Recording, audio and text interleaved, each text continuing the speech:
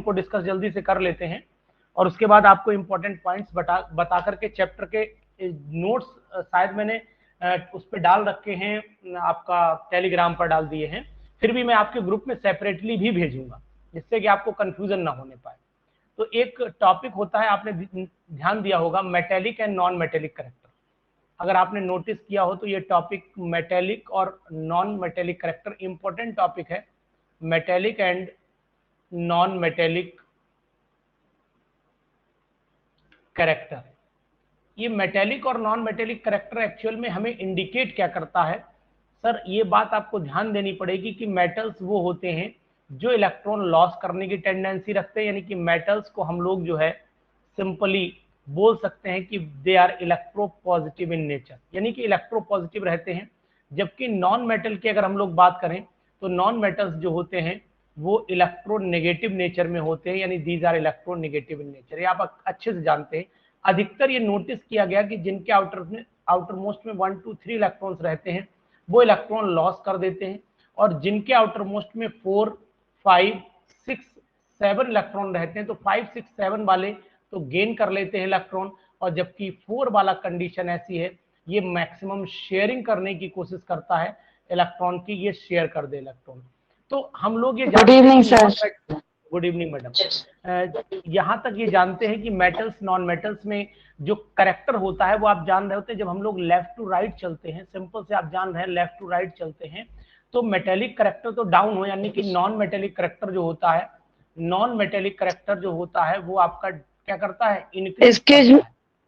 हाँ जी जी मैडम बोलिए। Sir class अभी शुरू करिए, अभी हमारा ज्वाइन नहीं हो पा रहा था सर, दोबारा ने इंस्टॉल किया है जब जाके। हाँ ठीक, अब अभी किया सर रिपीट कर दीजिए आप प्लीज।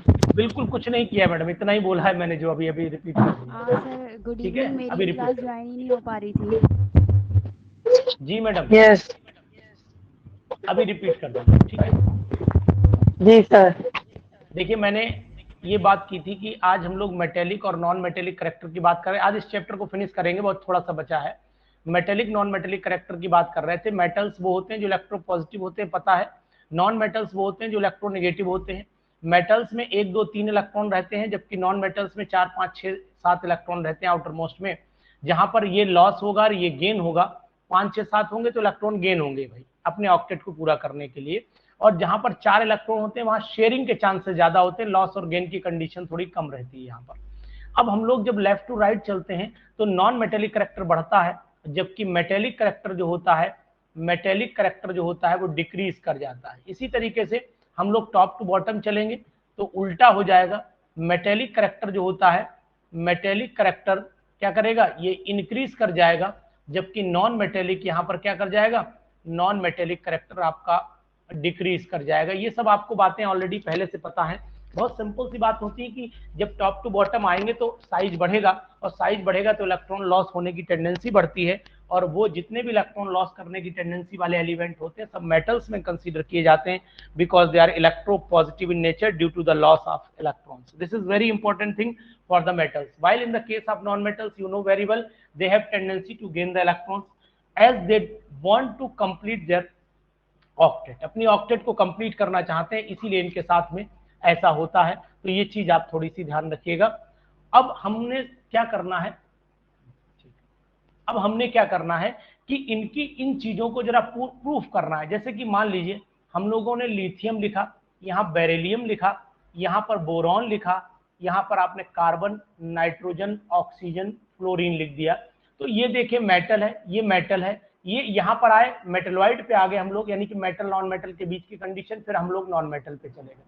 तो ये आपने नोटिस किया होगा कि कुछ ऐसे भी एलिमेंट होते हैं जो मेटल और नॉन मेटल के बीच के भी होते हैं, जिन्हें हम लोग मेटलॉइड के नाम से जानते हैं। और ये मैंने आपको बात बता रखी है, मुझे अच्छे से याद कि मेटल्स कौन से होते हैं, नॉन मेटल्स। अब मेटलॉइड जो बीच में वर्ड आया है इसको मैं बताए दे रहा हूं, ये वो एलिमेंट होते हैं, एलिमेंट बोले जाते हैं, these are the borderline element between the metals and non metal. ये हमारे पाकिस्तान और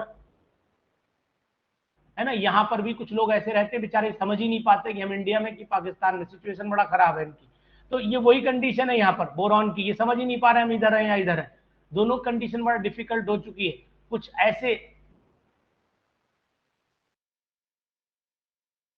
मेटलॉइड्स एलिमेंट का अगर नाम याद रखें, बसी गैस सब टीपो, ये एलिमेंट को अगर आप देखोगे तो ये एलिमेंट सभी मेटलॉइड में गिने जाते हैं।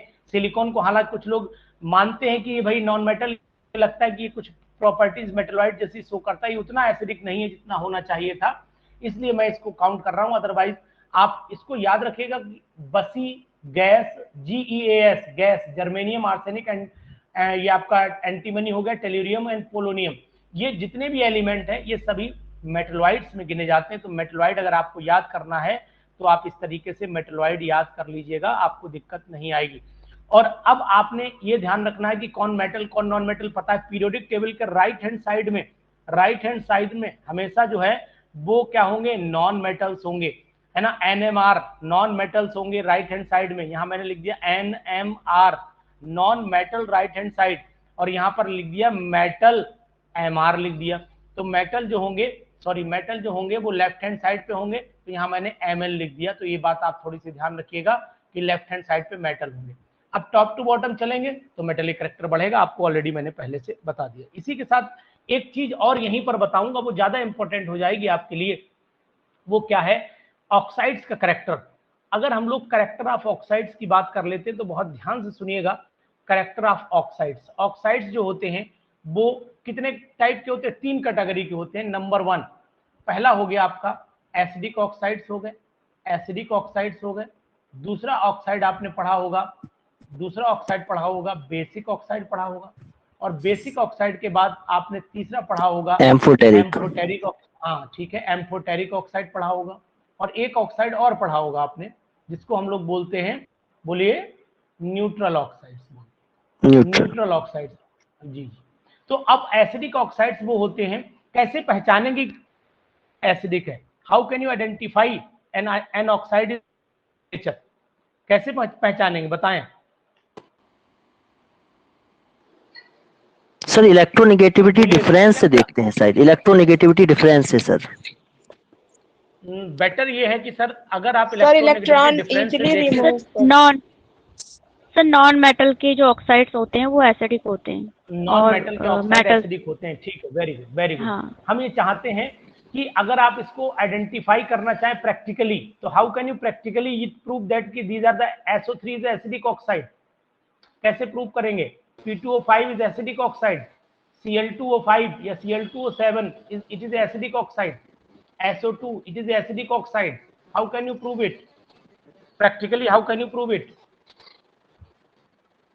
सभी में एक एक बूंद जिंदगी की डाल दीजिए, सभी में पानी में घोल दीजिए, और जैसे ही आप सभी को पानी में घोलेंगे ये एसिड बना देंगे।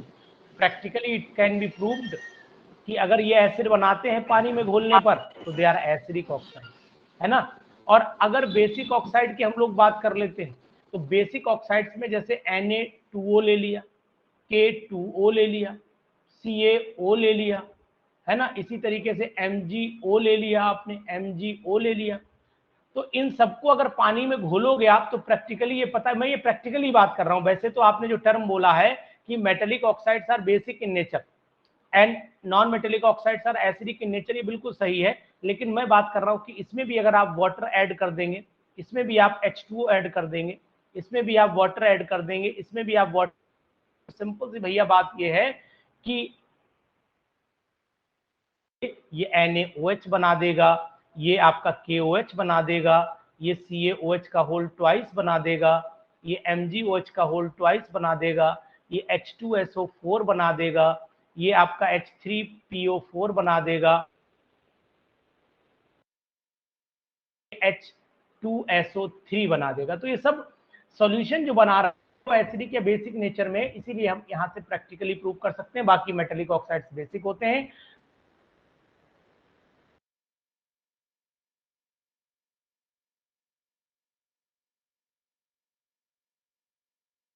कि जिनमें एसिडिक करैक्टर भी हो, जिनमें बेसिक करैक्टर भी हो, वो बोले जाते हैं एम्फोटेरिक ऑक्साइड्स।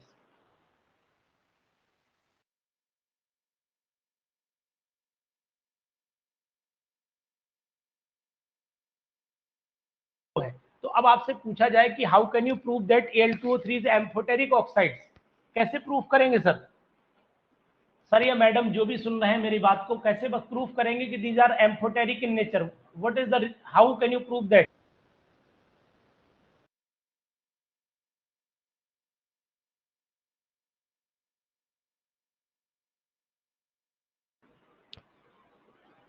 शाहीन जी, नेहा पांडे जी बोलिए। एम्फोटेरिक ऑक्साइड ना बेस बनाएंगे सर।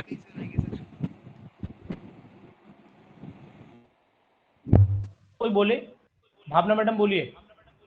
भी तो होता है सर। हाँ हाँ, ठीक है।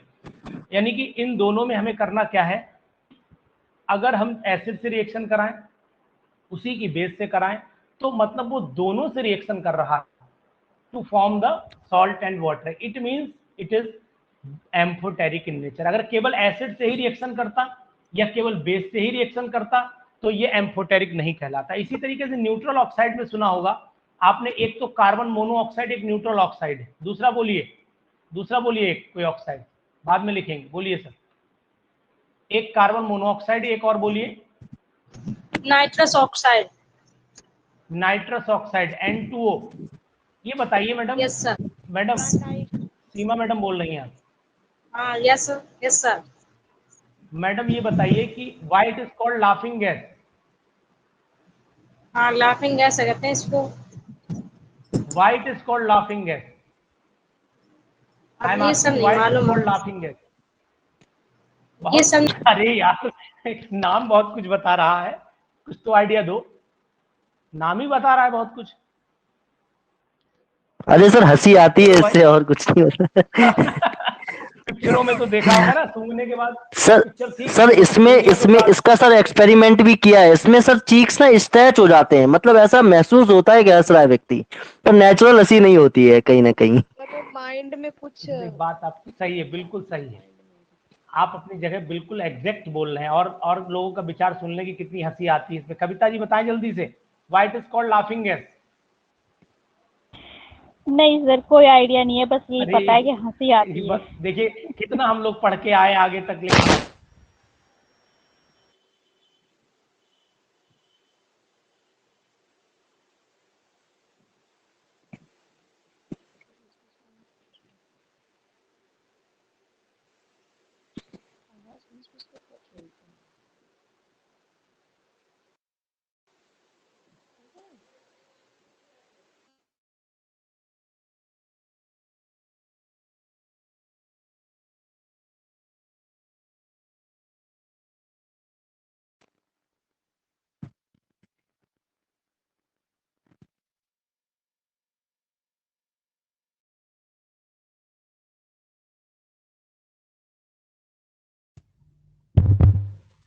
हेलो सर, वॉइस नहीं आ रही है। हेलो, वॉइस नहीं आ रही है सर। नहीं आ रही है।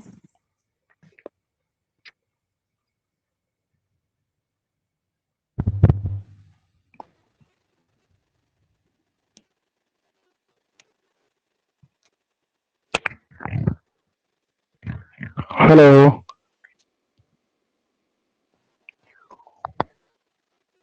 सर पढ़ा रहे हैं, वॉइस ध्यान नहीं दे रहे हैं। वॉइस नहीं आ रही है सर, वॉइस।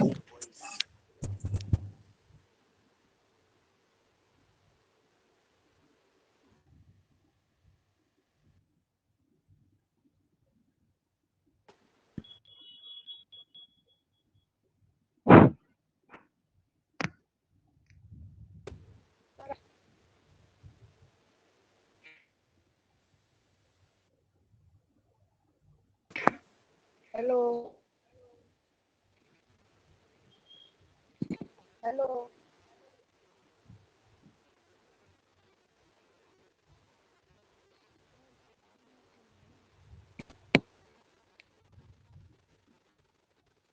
यार सुन नहीं पा रहे हैं लग रहा है।